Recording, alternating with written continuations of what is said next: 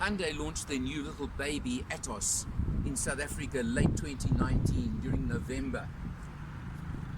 And what do we say? Welcome to the little baby. Yeah, it's the bottom of their range.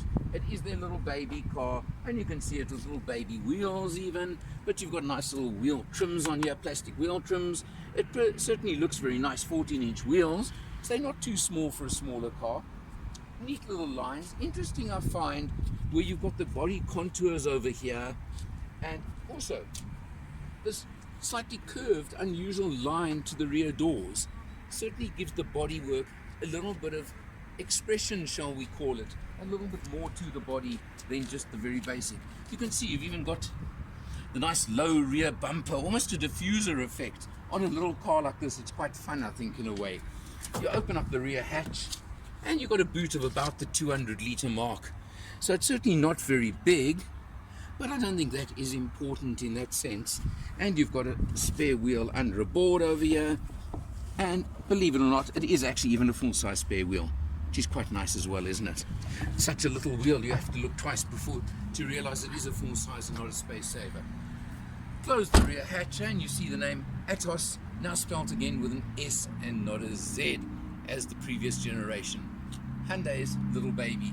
But it's not such a baby inside. Let's check it out. Well, as I said, not such a baby inside for a small car. Lots of headroom for me with my hat on. Legroom's not bad. Interesting, 3 proper seat belts, not just a lap belt in the middle. And at this level, I find very interesting, they've even got ISOFIX. So well done to you on that point, Hyundai. Obviously you can drop the rear seat and it drops in a single piece, not split rear backrests. Doesn't matter, you can make a little load carrier if you really want. Well, of course, you've got to understand that the Atos is primarily and plainly and simply a little city car. I've done pure city commuting just around home, not a lot of mileage on this test, and I've averaged 5.9 litres per 100 with no effort whatsoever. And in fact, looking at the very basic instrumentation, but really, what do you expect at this level of the market? But you do have a multifunction steering wheel, and you do even have the buttons there for your phone, which we'll look at in a minute, because there are a number of factors. But the 1.1 litre engine, 4-cylinder, puts out 50 kilowatts, 99 newton meters of torque. No, it's not a ball of fire. And it certainly is not terribly exciting on pull away from a robot or something similar to that. So just accept it, live with it, and know that it is. It's a city car. But what they do give you is a nice touch screen over here, which you can see all menus over there, and it gives you phone, it gives you music, etc. Apple CarPlay and Android Auto, which I use, works extremely well, both for navigation and for phone use, so that's useful in itself. And a nice little screen over there. You've got air conditioning, you've got a USB over here and a 12-volt over there as well. So it's got all the things you want. 5-speed manual gearbox is the only option available.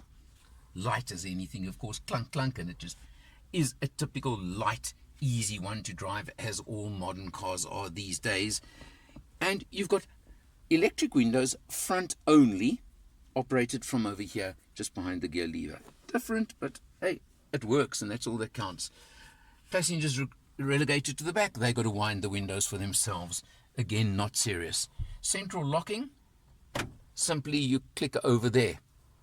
Something interesting about that, talking about the central locking, is the fact that to open and close the car, you've got a key, a normal old-fashioned type of key, no buttons to push, but there's only a lock on the driver's door.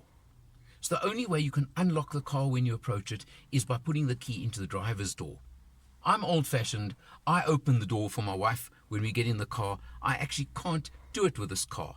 Don't think it'll matter to too many buyers, but just a point from my point of view. But it really doesn't matter.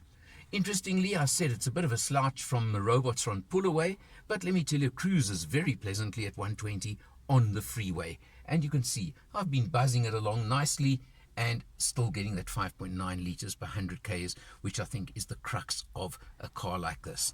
Yes, the whole dash is plastic, obviously, and it's all plastic over here. But what you're getting as well is ABS brakes and 2 airbags. Not bad, because I haven't told you something.